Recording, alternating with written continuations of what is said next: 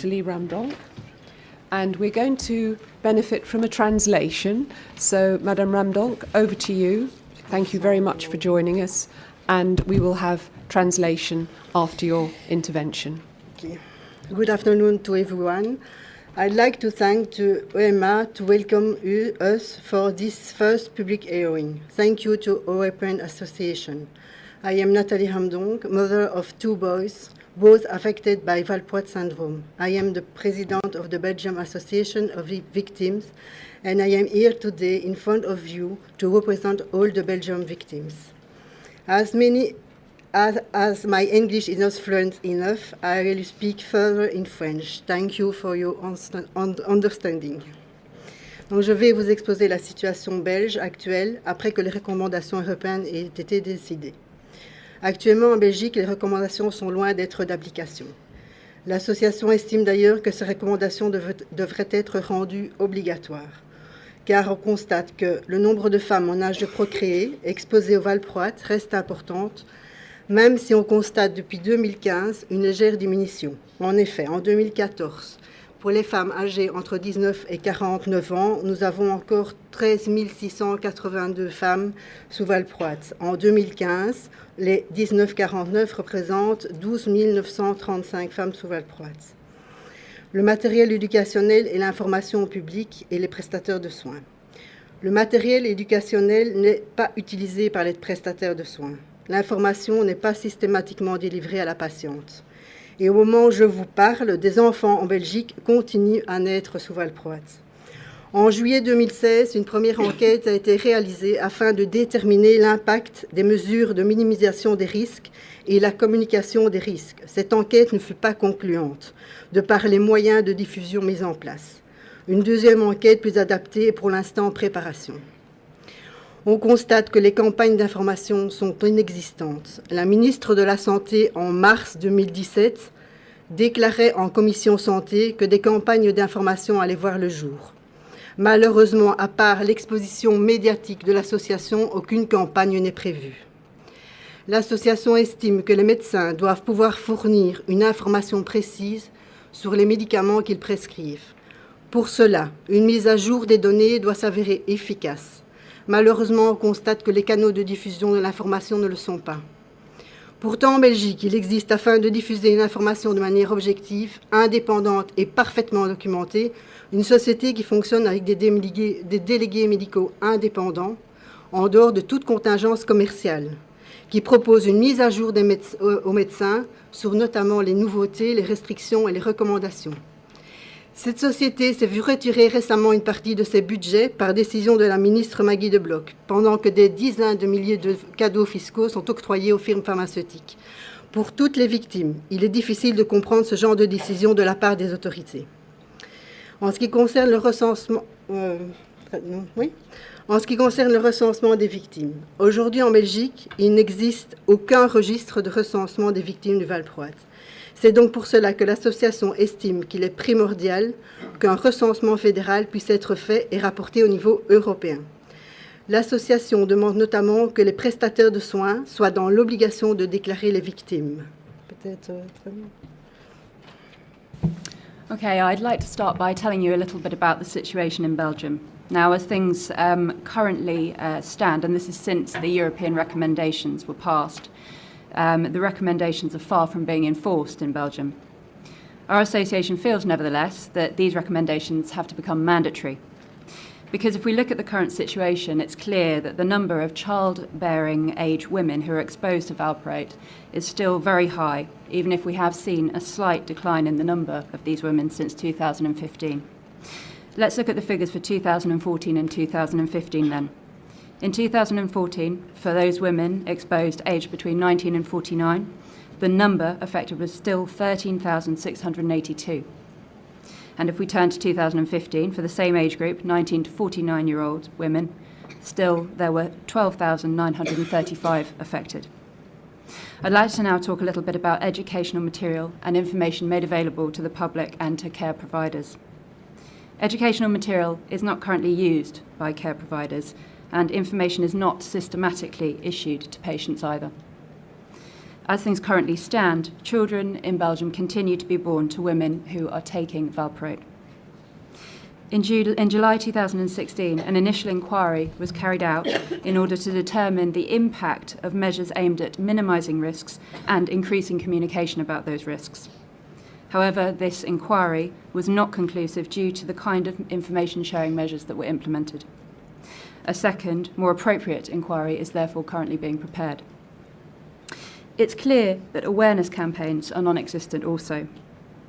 In March 2017, the Health Minister told the Health Committee that awareness campaigns would be launched. However, unfortunately, apart from media coverage of our organisation, there are no campaigns currently planned. Our association feels that doctors should be able to provide clear and precise information about the medication that they prescribe. And for this to happen, data needs to be effectively updated. But unfortunately, it's clear that information sharing channels are not being effectively updated. And yet, in Belgium, there is a way to share information objectively, independently, and perfectly backed up by documentation through a society which is made up of independent medical representatives who are not working for commercial gain. This society suggests providing doctors with updates, in particular about new drugs available, their restrictions and recommendations relating to them. This society, however, unfortunately lost a share of its funding following a budgetary decision taken by Minister Maggie de Blok, whilst simultaneously tens of thousands of euros were awarded in tax breaks to pharmaceutical companies. And it's very difficult for any victim to comprehend this kind of decision being taken by the authorities. I'd now like to paint a picture of the victims.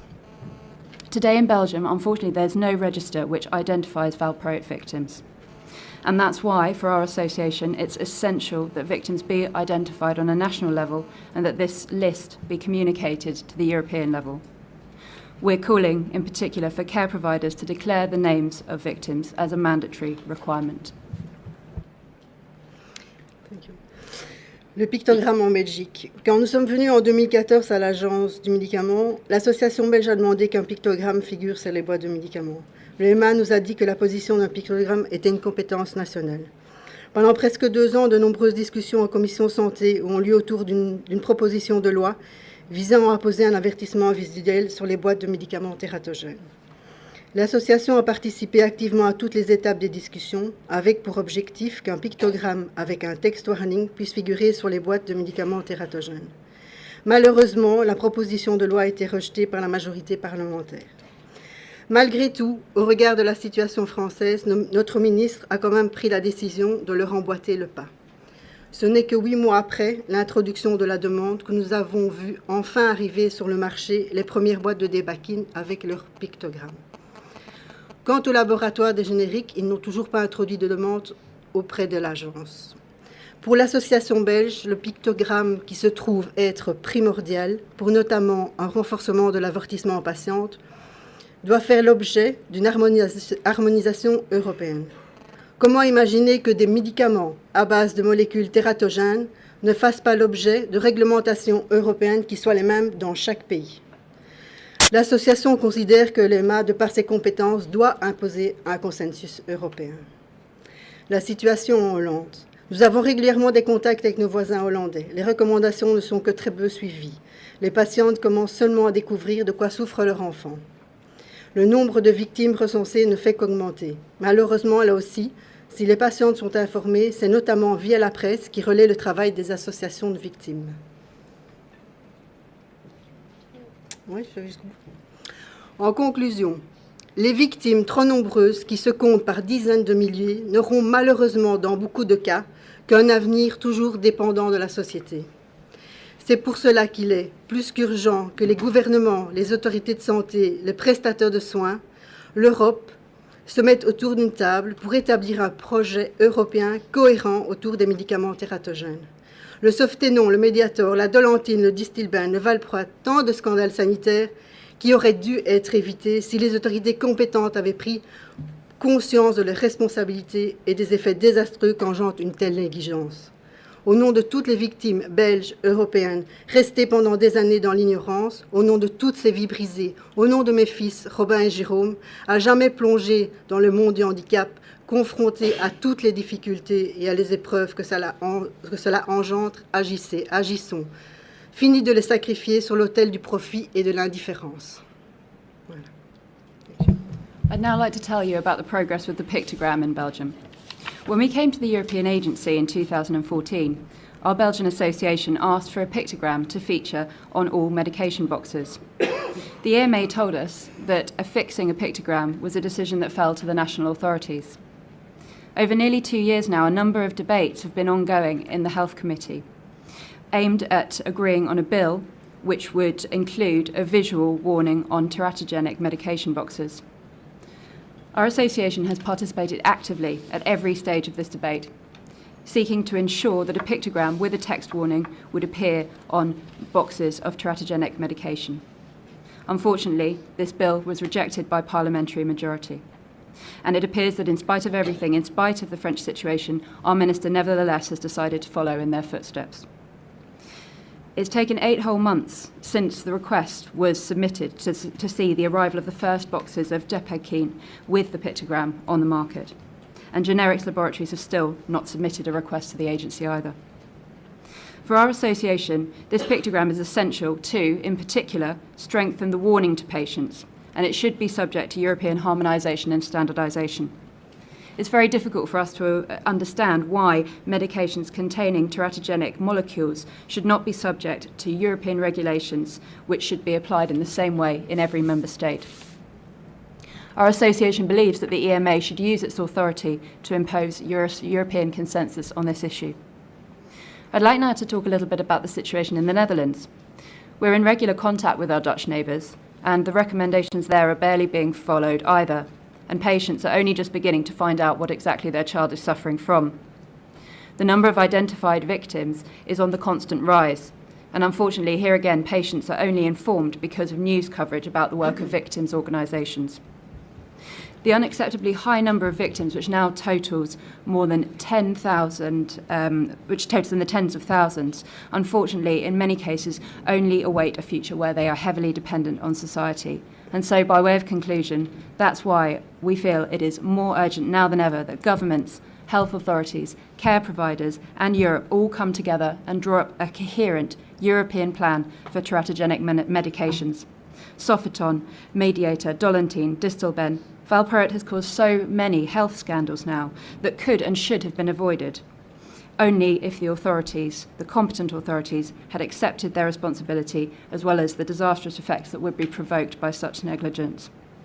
So on behalf of all European and Belgian victims who have been kept in the dark for all these years, on behalf of all those shattered lives and on behalf of my own 2 children, Robin and Jérôme, who will forever be sentenced to their disability and will forever be faced with all the challenges and difficulties that entails, please, let's act now.